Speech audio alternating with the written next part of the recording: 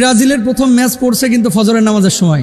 সারা বছর ফজরের নামাজে উঠে না, কিন্তু দেখবেন এই দিন 3:30 থেকে কিন্তু বসে থাকবে, অথবা রাতে ঘুমাবেই না। সারাটা বছর অনেক যুবক আছে ফজরের নামাজ একদিনও পড়ে নাই, একদিনও না। কি জবাব আল্লাহর কাছে দিবেন? ফজরের নামাজের চাইতে আপনার কাছে খেলাটা বেশি ইম্পর্টেন্ট। 8 কিলোমিটার পতাকা অনেকে বানাচ্ছেন, তাই না? জমি বেচে পতাকা বানাইছে, এর চাইতে বড় ছাগল আছে আর কেউ?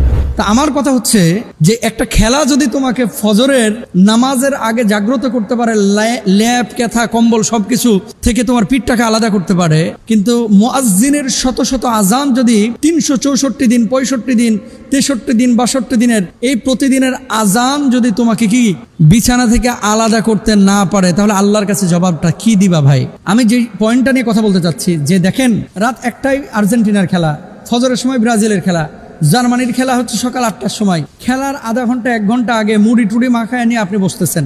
সকালবেলা আপনার বাপ আপনার কাঁথা কম্বল থেকে আলাদা করতে পারলো না, আপনার মা আপনাকে চিৎকার করে চেঁচামেচি করে ডেকে নামাজের জন্য উঠাইতে পারলো না। এতদিন আপনি মোবাইলে অ্যালার্ম দিয়ে রাখছেন, আপনারা কেউ আলাদা করতে পারলো না বিছানা থেকে, মানে আপনি ঘুম থেকে উঠলেনই না। সারাটা বছর অনেক যুবক আছে ফজরের নামাজ একদিনও পড়ে নাই, একদিনও না। কি জবাব আল্লাহর কাছে দিবেন? অস্বীকার করতে পারবেন? হাজার হাজার না লাখ লাখ যুবক বাংলাদেশে আছে যারা ফজরের নামাজ সারা বছরে একদিনও পড়ে নাই, অথচ খেলার জন্য ঠিকই কিন্তু 3:30টায় জেগে উঠে বসে থাকবে। খেলা দেখার জন্য ঠিকই 3টার দিকে উঠে বসে থাকবে। খেলা দেখার জন্য ঠিকই ফজরের আজানের সময় উঠে বসে থাকবে। তার মানে কি ফজরের নামাজের চাইতে আপনার কাছে খেলাটা বেশি ইম্পর্টেন্ট?